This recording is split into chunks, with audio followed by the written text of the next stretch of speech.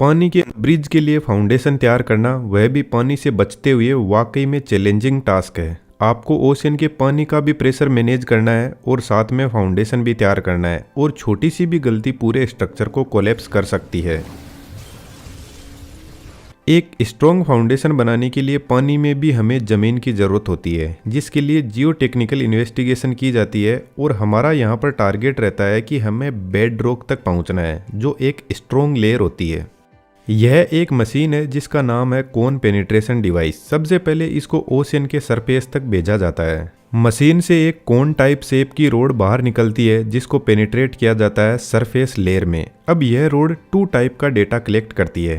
सबसे पहले कोन को पेनिट्रेट करने के लिए कितना फोर्स रिक्वायर्ड है। जैसे जैसे स्ट्रॉन्ग लेयर तक कोन पहुंचेगा तो मशीन को ज़्यादा फोर्स लगाना पड़ेगा। साथ में कोन की टिप पर लगा सेंसर फ्रिक्शन को भी चेक करता रहता है। जब बेड रॉक की लेयर तक कोन पहुंचेगा तो यहाँ पर हाई फ्रिक्शन मिलेगा और हाई फोर्स रिक्वायर्ड होगा, जिससे एक ग्राफ बनेगा जिसको रेजिस्टेंस ग्राफ बोलते हैं। और जैसे ही हमें हाई रेजिस्टेंस मिलेगा तो इंजीनियर्स को समझ में आ जाएगा कि सरफेस से इतने नीचे खुदाई करने पर हमें बेड रॉक की लेयर मिल जाएगी, जिस पर हमें फाउंडेशन तैयार करना है। लेकिन यहाँ पर एक छोटी सी प्रॉब्लम आती है। इस कोन पेनिट्रेशन टेस्ट में बस इतने ही एरिया का पता लग पाता है, जबकि ओशन के नीचे बेड रॉक की लेयर हर थोड़ी दूर में अलग अलग डेप्थ पर हो सकती है। इसके लिए एक टेस्ट और पॉपुलर है जिसका नाम है सिस्मिक रिफ्लेक्शन सर्वे। यह सिस्टम बोट पर ही लगा रहता है, जो मल्टीपल साउंड वेव पेनिट्रेट करता है, और दूसरी साइड में हाइड्रोफोन लगा रहता है इन वेव को वापस कलेक्ट करने के लिए। अब जितनी ज्यादा स्ट्रॉन्ग वेव होगी वह उतनी ही ज्यादा पेनिट्रेट करेगी। वेव कितनी डेप्थ तक जाकर आई है उसकी डिटेल इन्फॉर्मेशन हाइड्रोफोन कलेक्ट करता रहता है। इस सर्वे से एक सरफेस लेयर का डिटेल्ड मैप मिलता है एक बड़े एरिया का। यहाँ से फाउंडेशन बनाने के लिए बड़े बड़े शिप और क्रेन को ऑन साइट पर लाया जाता है। यह शिप जैसा दिख रहा है, इसको बार्ज बोलते हैं, जो पानी के ऊपर वर्कर्स के लिए एक बेस का काम करता है। पानी को हटाने के लिए एक टेम्परेरी डैम बनाते हैं जिसको कोफर डैम बोलते हैं, और इसको बनाने के लिए लॉन्ग सीट स्टील पाइल का यूज किया जाता है। इन स्टील पाइल को बेडरॉक के अंदर तक पहुंचाना है, जिसके लिए इन पाइल्स के ऊपर हाई प्रेशर से फोर्स लगाया जाता है। लेकिन जैसे ही हम फोर्स लगाना स्टार्ट करते हैं तो यह पाइल बेंड होने लगते हैं, क्योंकि इनकी लेंथ अच्छी खासी होती है। तो इस प्रॉब्लम से बचने के लिए स्टील पाइल एकदम स्ट्रेट होनी चाहिए, और यदि कांस्टेंट फोर्स न लगाकर वाइब्रेशन के थ्रू फोर्स लगे तो हमारा काम बन सकता है। इसके लिए वाइब्रेटरी पाइल ड्राइवर मशीन को काम में लेते हैं, जिसकी वर्किंग ठीक एक रोड रोलर के वाइब्रेशन की तरह काम करती है। आप रोड रोलर की वर्किंग का वीडियो यहाँ से देख सकते हो। इस वाइब्रेटर में 2 शाफ्ट ऑपोजिट डायरेक्शन में रोटेट करती है, जिन पर वेट लगे रहते हैं, और इन्हीं वेट से वाइब्रेशन क्रिएट होता है। लेकिन यहाँ पर ध्यान देना जरूरी है कि इन शाफ्ट की स्पीड को कम ज्यादा करके वाइब्रेशन की फ्रीक्वेंसी को कंट्रोल किया जाता है। एक कंफ्यूजन है, उसको थोड़ा क्लियर कर देता हूँ। देखो, एक स्किल का होना और एक प्रोफेशनल स्किल के होने में बहुत फर्क है। हमारा 3D एनिमेशन के कोर्स में हमने industry standard 3D animation techniques बताई है, जिनके यूज से आप एक अच्छे लेवल पर अपना काम स्टार्ट कर सकते हो। आप एक बिगिनर हो, इंटरमीडिएट हो, हर लेवल पर हमारा कोर्स आपको सपोर्ट करेगा। डिटेल्स डिस्क्रिप्शन में अवेलेबल है। आपका मोस्ट वेलकम है हमारी 3D कम्युनिटी में। Now back to the point. जब स्टील शीट सरफेस में जाना स्टार्ट करेगी और जैसे जैसे स्ट्रॉन्ग लेयर आने लगेगी, वैसे वैसे वाइब्रेशन की फ्रीक्वेंसी इंक्रीज की जाती है, ताकि स्टील शीट को बेड रॉक के अंदर तक पहुंचाया जा सके। इस तरीके से 1 बाय 1 शीट को बेड रॉक तक पहुंचाया जाता है। एक शीट को दूसरी शीट से परफेक्टली कनेक्ट करने के लिए tongue and groove interlocking mechanism काम में लिया जाता है, और स्टील शीट से एक सर्कुलर शेप बनाया जाता है, जिसको कोफर डैम बोलते हैं। अब इस कोफर डैम से पानी को बाहर निकाला जाता है पंप की हेल्प से। लेकिन एक प्रॉब्लम फिर से आना स्टार्ट हो जाएगी। यहाँ सीट का जो इंटरलॉकिंग मैकेनिज्म है, इससे पानी लीकेज होने लगेगा, और पानी को हमें कंप्लीटली रोकना है फाउंडेशन बनाने के लिए। तो इस लीकेज को रोकने के लिए 2 मैकेनिज्म काम में लिए जा सकते हैं। सबसे पहले, यदि ओशन का सरफेस लेवल 6 मीटर डेप्थ से कम है तो यहाँ पर वाटर का प्रेशर कम होगा, तो फिर रबर गैस्केट और बिटुमिनस कोटिंग की हेल्प से जॉइंट्स को सील कर दिया जाता है और आगे का कंस्ट्रक्शन स्टार्ट किया जा सकता है। लेकिन हम मान के चलते हैं ओशन का सरफेस 6 मीटर से ज्यादा है, लगभग 12 मीटर। तो इस कंडीशन में स्टील शीट की लेंथ ज्यादा होगी और पानी का प्रेशर भी ज्यादा होगा। तो इस हाई प्रेशर में डबल सेफ्टी होना बहुत जरूरी है। तो फिर डबल वाल कोफर डैम बनाया जाता है और इसमें आउटर वाल जैसे ही इनर वाल स्टील शीट से बनाई जाती है और इन दोनों वाल के बीच में मिट्टी और छोटे छोटे पत्थर के टुकड़ों को भरा जाता है। अब इस डबल वाल कोफर डैम से वाटर लीकेज की प्रॉब्लम भी खत्म हो जाएगी और एक पानी के प्रेशर को मैनेज करने के लिए स्ट्रॉन्ग फाउंडेशन भी हो जाएगा। कोफर डैम बनाने के बाद डी वाटरिंग की प्रोसेस स्टार्ट की जाती है और जैसे ही पानी पूरा बाहर निकलेगा तो कोफर डैम कोलैप्स कर जाएगा। क्योंकि हमें यहाँ पर बर्नौलीज के प्रिंसिपल को ध्यान में रखना था, जो हमें बताता है कि लिक्विड हमेशा हाई प्रेशर से लो प्रेशर साइड में फ्लो करता है और डैम से पानी निकालने के बाद यहाँ पर लो प्रेशर क्रिएट हो जाएगा और ओशियन का हाई प्रेशर इस डैम को तुरंत कोलैप्स कर देगा। इन सीट पाइल को सिक्योर करने के लिए ब्रेसिंग सिस्टम सेट किया जाता है और इनको सपोर्ट करने के लिए स्टील टाई रोड लगाए जाते हैं जो मैक्सिमम लेटरल प्रेशर को हैंडल करते हैं। अब यहाँ पर कंट्रोल्ड वे में डीवाटरिंग की प्रोसेस चलती है और साथ में लेटरल सपोर्ट भी प्रोवाइड किया जाता है।